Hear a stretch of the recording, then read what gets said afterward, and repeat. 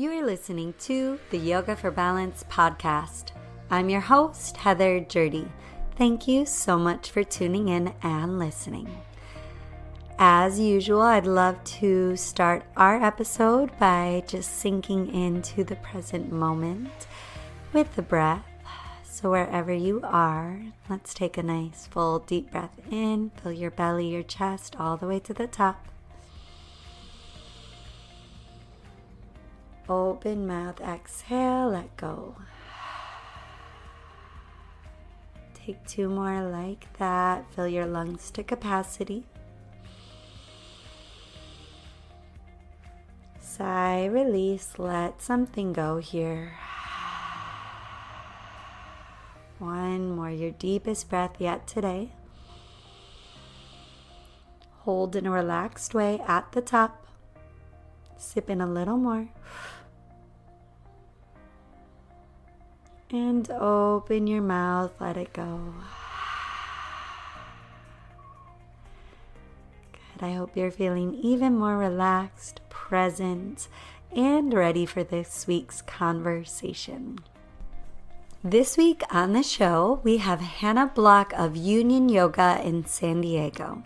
Hannah recently opened Union Yoga alongside Rex Vienna, her fiance, in order to help and create a safe space for people affected by trauma, including eating disorders and alcoholism. We talk more in depth about how yoga can be a support system for someone who is affected by or dealing with a current eating situation and how it really helped her when she was going through her own process. We go really deep into that on this episode, and Hannah offers some really wonderful tips for providing that safe space within a class, as well as things that you might be able to do if you have someone in your life who has been affected by this. Thank you again for listening, and enjoy this empowering and insightful episode with Hannah Block. Hello. We are back on the Yoga for Balance podcast. I'm your host, Heather Jurdy, and today I have a special guest for you, Hannah Block. Welcome, Hannah. Hi. Thank you so much for being here. I know this is a very exciting, busy time for you. You and Rex are in the midst of opening a yoga studio, in the midst of a yoga teacher training, and among all of the other stuff that you're doing in your day-to-day, from teaching and all of the fun business that goes with being a yoga teacher. So thank you so much for being here. Thank you for having me. I'm excited. So I'd like to start taking a big step back and just talk a little bit about what your experience of yoga has been. First, I'm guessing as a student, and then as you are now as a teacher. I first started practicing yoga when I went to treatment for an eating disorder. I moved to San Diego from Connecticut in 2012. And it was in treatment that I began to feel like the power of the practice and how it started to connect me back to my body, allowed me to slow down a little bit. And it was a way that I could move that was like healthy movement that didn't feel like I was like hurting my body. Like I could find more of a balance in the way that I was interacting with my body and interacting with my mind as a part of that practice and not just like a very physical, active, almost like beating down my body sort of thing. And after that, I continued to practice at home for probably 2 years on my computer, doyogawithme.com. Fiji McAlpine was actually like my favorite teacher on that website. But they had a bunch of free classes that were all different levels. And so you could kind of pick the level, the length. And so I was practicing at home. And I moved to OB and I went to Happy You Namaste, which is sadly no longer there. But I started practicing there, and I did my 200-hour teacher training there. I started doing work for trade there. And yeah, that's kind of like where my roots are. And so talking about finding yoga in your eating disorder, when you were going through that treatment, how did that help you along your process and your healing? It allowed me to slow down. It allowed me to begin to see a balance between like the physical and the mental and the spiritual, and brought me into my body. Because so much of the activity that I was used to doing was, I didn't know how to balance like moving and eating and interacting with my emotions. And so it kind of gave me an opportunity to slow down and go inside, and it became a practice of self-study, really. Like at that point, I didn't know anything about the 8 limbs, but the more that I study the 8 limbs, like svadhyaya, that practice of self-study has become so important to me. And it's almost like dissecting my thoughts and my movements, and it gave me the space to do that, to really like dive into like my own weird spaces within my mind and emotions, which aren't that weird, but to become more comfortable to explore those and be in the sensations. I wasn't comfortable being in the sensations that came up, especially coming from background with like a lot of trauma. And yeah, it really gave me the space to look at something in a different way and feel something, knowing that I'm in a safe space and that I can hold space for myself.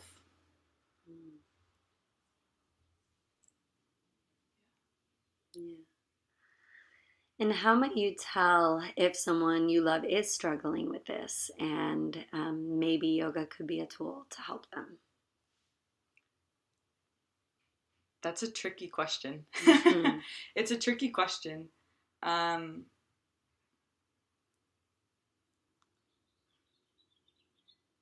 Because it's so deep rooted, and it's less about the body.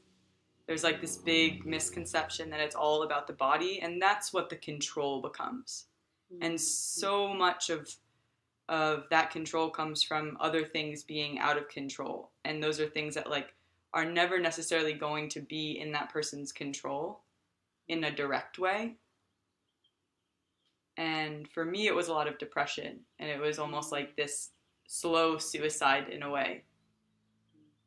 And so I guess the same sort of things that you see in depression, of like people pulling away, people being closed off and isolating, you can't really base it on someone's body necessarily. Like there's clues within the body, and it's not necessarily how thin or how big you are, but even just the eyes, like the way that someone looks at you, the way that their skin is, this overall appearance of being here, like this life within you. And so much of an eating disorder, for me at least, was pulling the life out of me, and that felt safe, like I could protect myself and no one could touch me and no one could hurt me, especially if I couldn't feel myself. And so it's a lot of dissociation. So I'd say a lot of like isolation would be like one cue to it. Isolation around food, social isolation in general, and anxiety. And I think it's hard to tell 100%, especially the more that I've been around it through treatment, and my sister had an eating disorder, and all of these little things that are kind of hard to pick up on. They're like little nuances of the way that people will move their food around a plate, or like play with things to create this illusion that they're consuming. I think that those are some ways to kind of tell. And then simultaneously, like there's different types of eating disorders, you know? Like you could be like overeating, or you could be purging, and all of that is really hard to like dissect, like what exactly is that going to look like to someone, because it's going to look different in every person. And then the way to like reach out, showing up. I think showing up, like showing that you're there no matter what. I think that so much of the emphasis when someone finds out that someone has an eating disorder is on helping them change their habits around food, when, since it's not about the body, it's not about the food, that's like a manifestation. So it becomes about that because you can control that. And putting energy and attention towards these other aspects of this person as a human being showing that you're there for them, being able to sit down, have a conversation, reaching out to them, trying to hang out with them, especially bringing someone out of the isolation, and then creating new positive associations around food, I think is really important. So now we're in this like culture, in this society, we're so used to just, it's like an unknown. You don't even know like necessarily all the time what it is that's in your food or what you're eating or how it was prepared or how it was grown, where it was grown. So coming back to the roots can be really helpful. At least it was in my process.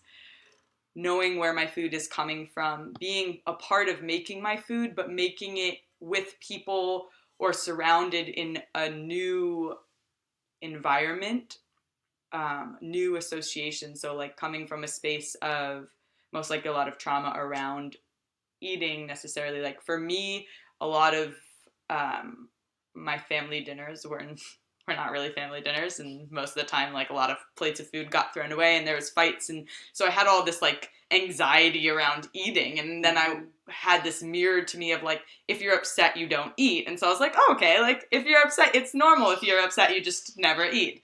And so being able to create new positive associations around food, so like being a part of where the food is grown or being a part of picking food, and then knowing that there's no expectation as to what you do with your food. Like if you just need to prepare food for like however many experiences that you're going to sit with this group of like awesome people that are supporting you, and you're going to prepare the food, and maybe you sit there and don't eat for X amount of times. And in my mind, what I assume and what I've seen within myself is that in time there becomes this comfort and this new association and this idea of, I want to be a part of this, as opposed to, this is going to make me way too vulnerable. Mm-hmm. Yeah, those are really good tips, because I think it's hard. You don't always know, I mean, there have been several people in my life that I've learned have had struggles with eating and that I'm very close to, and I had no idea until they told me. So understanding how to kind of hold that space and show up and be there for them is really important. Yeah, and mirroring healthy habits, especially if you're in a close relationship with someone. And then being able to talk about it too is really important, especially the farther along that someone gets in their process.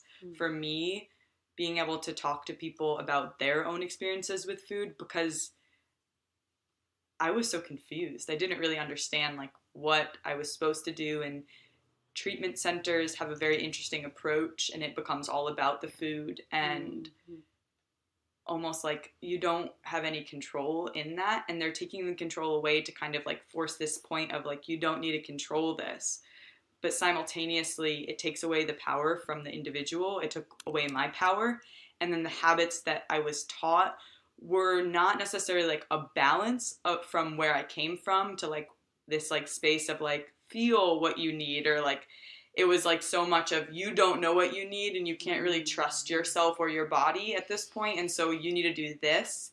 And then it almost brought me from being in this place of like super restricting to this place of, I just do what I'm told almost. And even if that's like too much, like literally making me sick too much, they were just like, here's a pill for that, like here's a pill for that. And there was all these like, okay, but now it doesn't make a lot of sense to go from this place of like, okay, I'm restricting, to now I'm eating so much that you're giving me a pill so that I don't like have acid reflux, or so that I don't have nausea, or I don't like actually like vomit in my mouth, because of literally like they're trying to make you gain weight. And so it becomes like this complete juxtaposition, and it doesn't really create this space necessarily for you to get to know your body and explore that.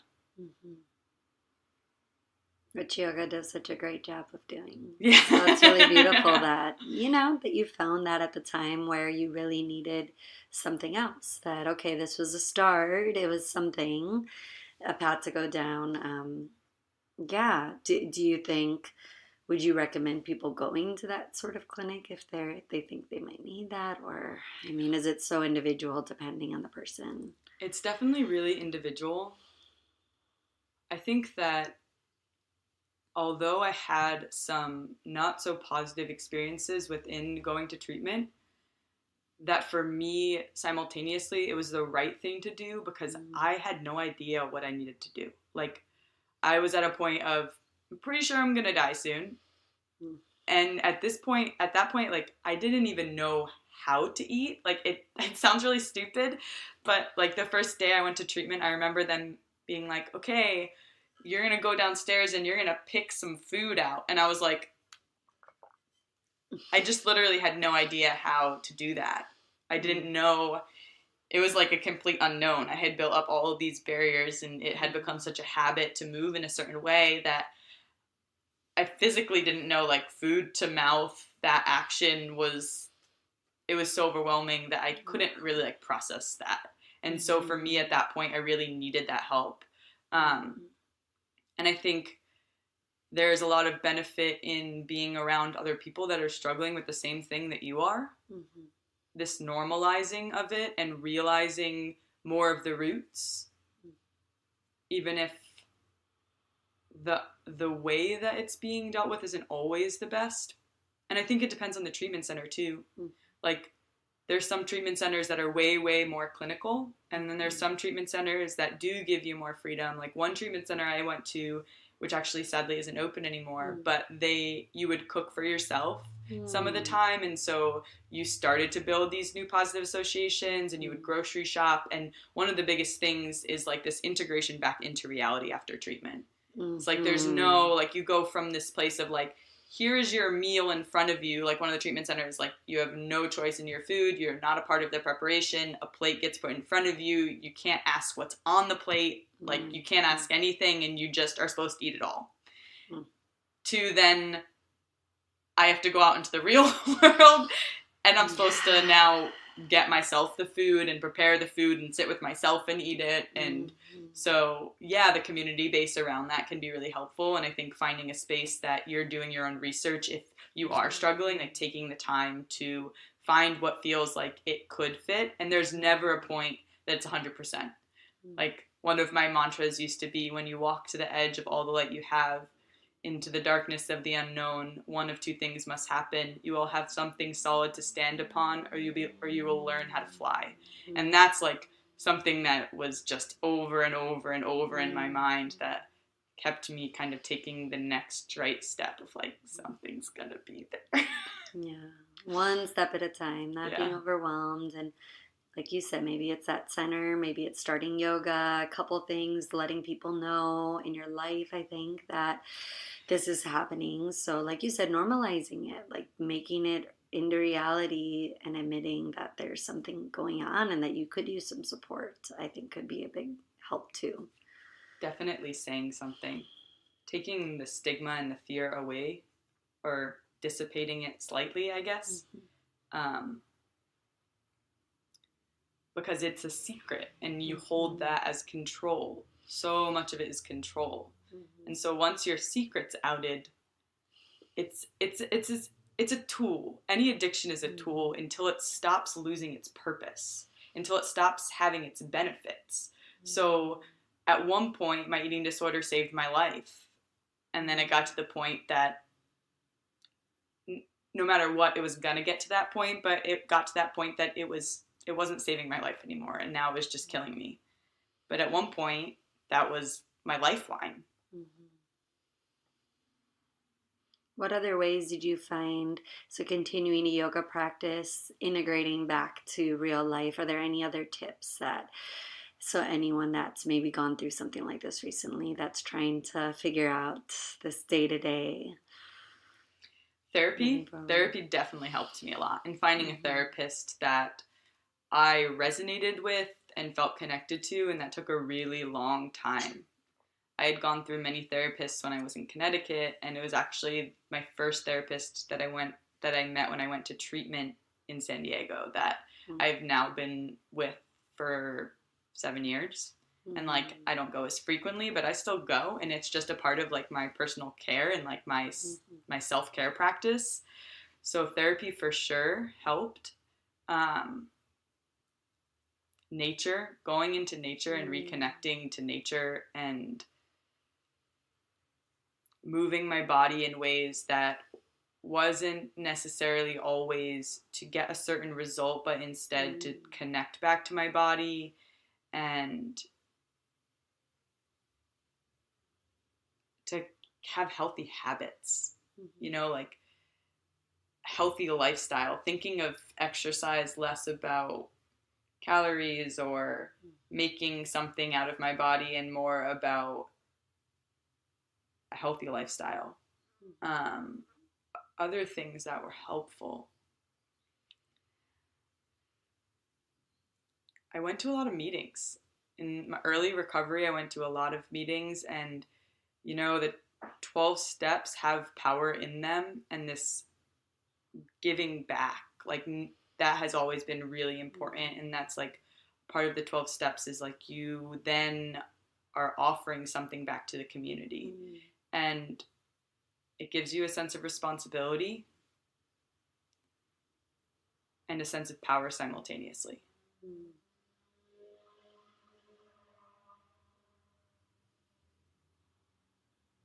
My dog too. Yeah.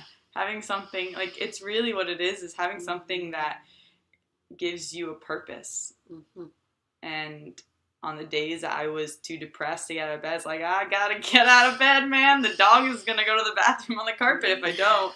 But that, like, as like a self-care, like, practice, and I don't think I'm not recommending to someone that's like super depressed that you should just get an animal because you need to be able to take care of the animal. But on the hard days, like, for me, having an animal and like having a buddy and having someone that was always kind of there definitely helped me through a lot of my process. I love it. My dog's not here right now, and I can just miss her presence. They just bring, so much life and joy and unconditional love. And you look at them smiling at you if you're having a bad day or you're feeling down about yourself. And it's like, if only I'm like half the person my dog thinks I am.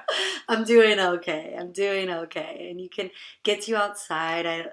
We were just talking about in our yoga teacher training about how we're living our yoga and how we're seeing it, come into our lives. And I was just thinking the other day, walking her, I always try to leave my phone at home, and it gets me out. We're very lucky to live somewhere where we can pretty much walk outside most of the year.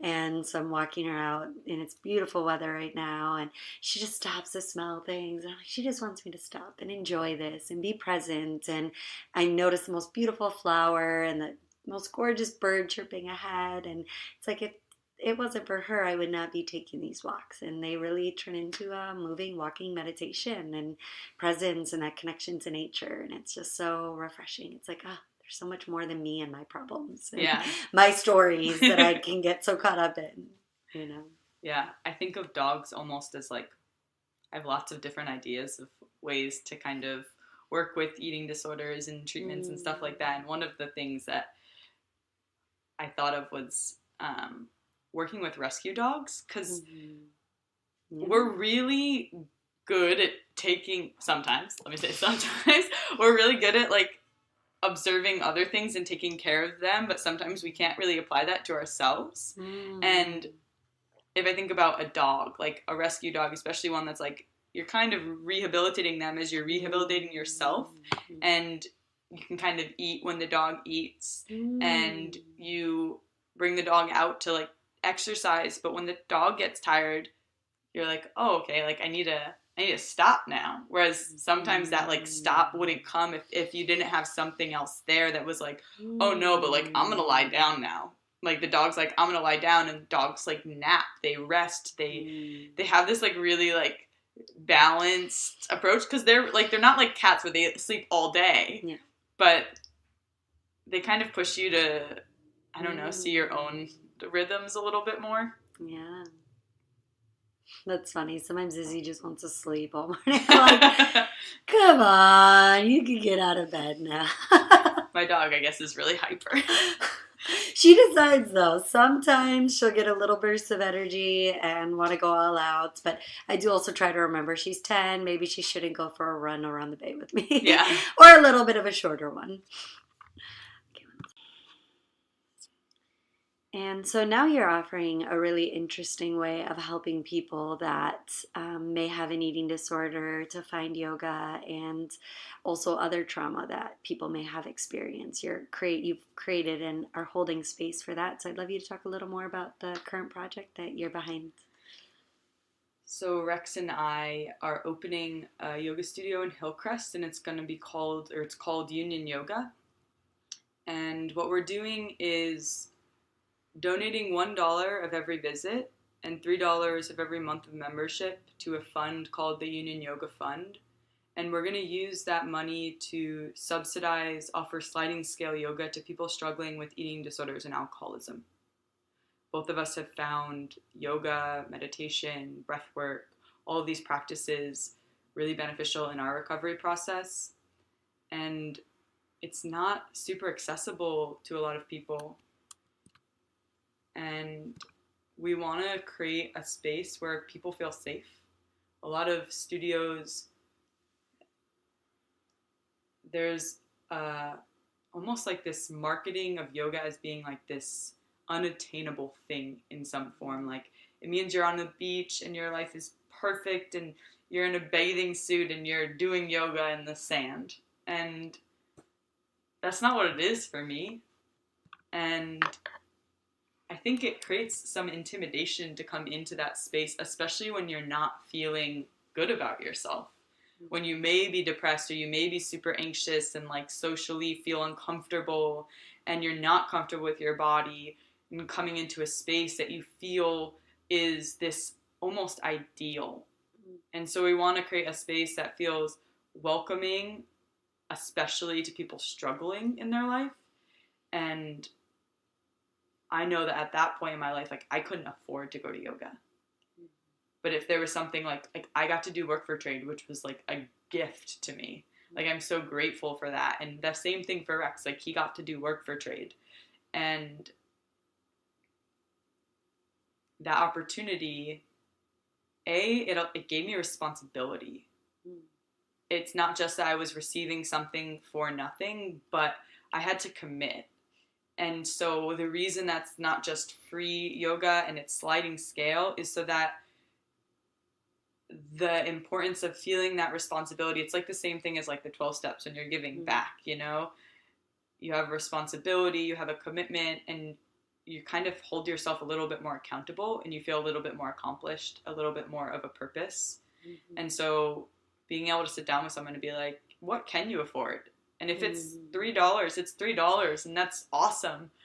But just even that $3, putting that forward is like, I'm here, I'm showing up, I'm going to show up. I'm going to show up for myself, I'm going to show up for you, I'm going to show up for this community. And so that's one of the reasons that we decided to, because we're like playing with the idea of like free sliding scale. And so we kind of stuck with sliding scale. And creating a space that feels safe, it feels welcoming. So with eating disorders, like, it can be really triggering around the body specifically, like working with your body and being still or being slow and anything that you have trauma. Like, I know more about eating disorders, so I can talk on that a little bit more because that's where I come from. But being able to be in a space that feels welcoming to that, and a space that you would want to bring your kid to. So like so many of the studios, if your teacher is taking their shirt off, or if your teacher is wearing like kind of revealing clothing, that may not be wrong in one space, but we want to create a space where, like, if you brought your kid into class, you wouldn't be like, oh, well, that's a little revealing, or whatever it is. Just a more like family-oriented community vibe.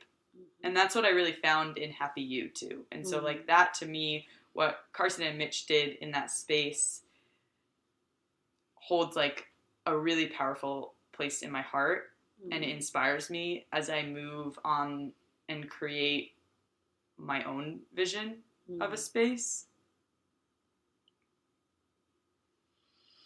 And what other things can any teachers or studio owners listening do? Or even, I guess, if Yeah, if you're teaching a yoga experience or hosting a space like this, like what are other ways to make people feel safe? And I think even just talking about trauma, I know we've talked about that in regards to adjustments and asking people for permission and all of that are just kind of these base level things that teachers should consider, not knowing whether someone's carrying trauma like this with them. I think as a teacher, going up to your students, like showing up early enough that when people come to your class, that you can go up to them, and something that's really like a part of my practice is going up to someone and asking them, how are you? Like, what's your name? Is there anything going on in your body that you want me to know about? And even if it's nothing, they're not going to tell me anything. Just the fact that I'm interacting with this person on a deeper level of just like, here I am, just me and you right now, and I'm giving you my attention, so that they feel like in time maybe they become more comfortable to share.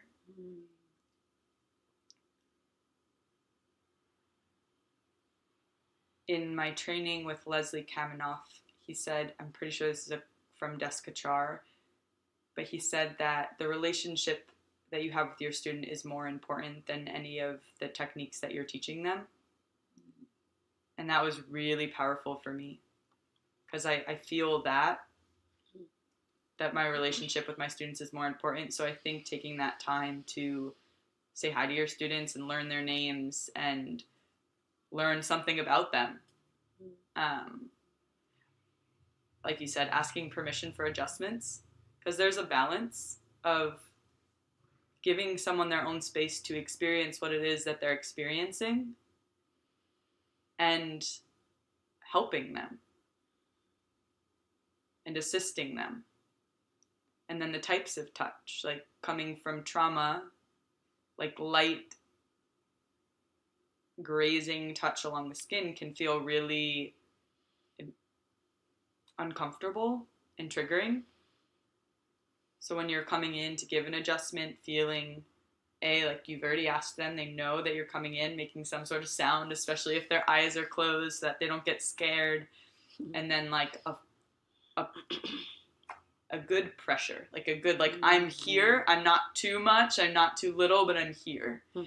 And then I think something that I've noticed is that people will be very clearly struggling with something in their life, whether it's, like we said, like in the beginning, talking about how can you tell, like it's hard to tell, but sometimes you can really clearly tell that someone's struggling with something. And I've found that people get scared to approach that person, and then that becomes some form of risk for everyone involved, and a lack of mirroring what you're feeling inside about someone, especially when you can observe the shifts of, say, someone that was in a healthy space, that you could tell was in a healthy space, and you see their body shift or their skin shift or something shifting, that, or even just the way that they come into the space and maybe they no longer are making eye contact with you, or their mat tends to now always be in the corner and they're not comfortable being around people. And sometimes that's fine, and sometimes that's, can I like reach a hand out to you? Can I ask you how you're doing? And so I think reaching out to someone can be really helpful, even if it's not in a direct, like, oh, you look like you're doing bad, but like, how are you? Or do you want to get tea? Yeah, I think that just being more interactive with the people that are coming through the door. Yes, I think it's always essential to remember it's about that one-on-one. As much as a teacher, you're teaching to a space, it's that person having their own experience and holding the space for that, whatever that experience is, and at whatever point in the experience they're at. So yeah, those are all really, really good tips. And staying after as well. Coming early, and there's always the lingerers. So yeah, not scheduling your classes so close that you're running off and then you're stressed. I don't think that's very yoga-esque anyway. It's, really this how practice. So when you leave that yoga studio, yeah, you could stay for the 10, 15 minutes after. I have a few students that are always staying to walk out with me or to talk with me for those few minutes. And that could be where the gold, I find that's when some of the most gold comes out, because they've gone through that practice and something may have rang true for them at that point, and then that's when they're open to speak with you about it. And they may not tell you the first time or the second time. I think I've shared this. I had a student share about my singing bowl and that kind of triggering something and opening it up. And she didn't tell me that until 2 classes later. But she kept coming back because I held that space. And then eventually when she felt open enough, that's when she shared it. So it may not be the first, second, third class. It might be months down the line of you, like you said, building that relationship with a student where they actually feel comfortable enough to go to you as someone. And yeah, it could be a really powerful thing to be there for someone, be that person that maybe is outside of their immediate friend group or family group, and it's less vulnerable to go to someone that doesn't know you so much, maybe as a handout or as for a hand to just, yeah, another opportunity to process and have some supports. Yeah. Is there anything else that we didn't cover that you would like to say to anyone that either themselves may be struggling with this or know someone that is on this journey to health healing? And yeah.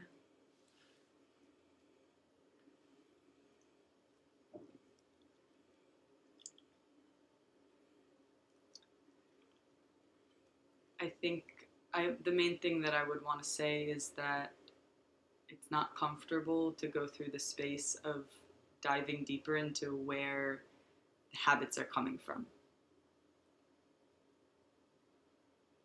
But with the right support, there's a way to do it. And a lot of the time, the habits, the addictions, they're just layers on top of what's really going on. They're a barricade that feels safe to be behind. And so even if it's not all the time, finding pockets of space that you can go into the feelings. And even if it's like giving yourself 3 minutes on a timer of I'm going to feel for 3 minutes and then I'm going to turn the feelings off, can be really helpful. I've found it helpful. Like, okay, if there's an ending point to this, then if there's an ending point to this, then I can handle this. And reaching out, finding community, even if that's in a meeting where you don't know anyone, like you're saying, like this idea of going to a space where maybe there's not so much personal connection at first, and you can talk about what's going on. I think diving through the layers slowly and giving yourself an opportunity to study yourself.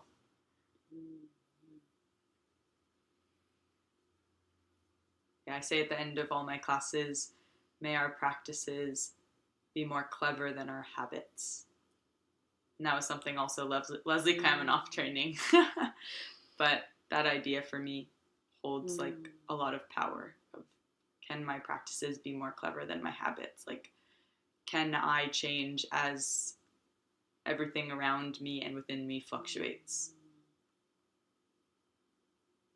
And I think that's really empowering, knowing you can grasp that and have a practice. And I love when you say that at the end of your practice.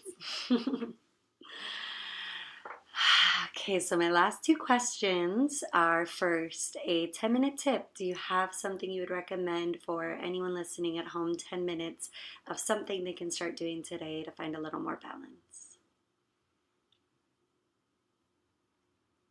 10-minute tip. Yeah, anything. Start. You have something today to try. What would you recommend?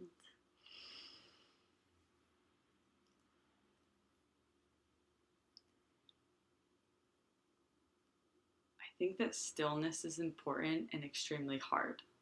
So I would say maybe like 5 minutes of movement in some sort, whether it's like singing or dancing or, like just rolling around on a mat, drawing, anything that feels expressive in any form. And then taking like 5 minutes, and I think at first meditation is really hard, and being able to find stillness for 5 minutes can be really powerful. And I would layer on points of focus for the mind, because like the mind always wants to control something, And I found for myself that if I give my mind something monotonous to control, something repetitive, that it almost like fills the mind to empty the mind. So focusing on the breath first, and then maybe inhaling a mantra or counting the length of the breath. It can be any sort of mantra, like I am is your inhale and exhale is here, and just kind of layering on points of focus. So first start with the breath, then start with a mantra. You may find some form of mudra within the hands, like bringing the fingertips together, visualization to it. So like you can inhale light up the length of the spine and exhale light down the length of the spine. So you're just layering on these points of focus for the mind. And so it's like now you have the breath, you have a visualization of a light moving up and down the spine, and then you have a mantra linked to that as well, and you kind of just keep giving the mind something to control, and maybe there's a little stillness that comes. That's a great one. I like the movement first. Yeah.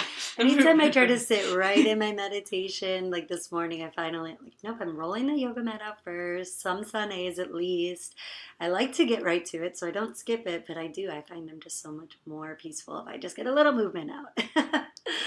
So finding a fun way to move, whatever feels expressive to you, I love that. Not even necessarily needing it to be your yoga asana, dance, creativity, getting the mind swirling, and maybe off of a screen. Yeah.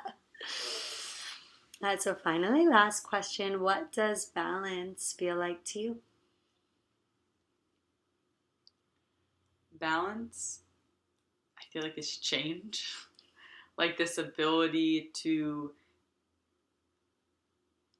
see what is going on like take the time to see what's going on around me and within me, and to change. Like the balance is always going to shift. On one day, what's balanced to me is going to be really different on another day.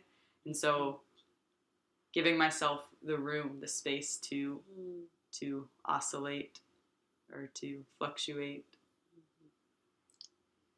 Thank you. And thank you so much for being on the show, for all the work that you do, the incredible work you've been doing for years as a yoga teacher and now as a yoga studio owner, about to open up here. It's really incredible, and the space that you're holding, especially now for this community that you have found your healing through, and that now you're passing that along to others. So thank you very much, Hannah.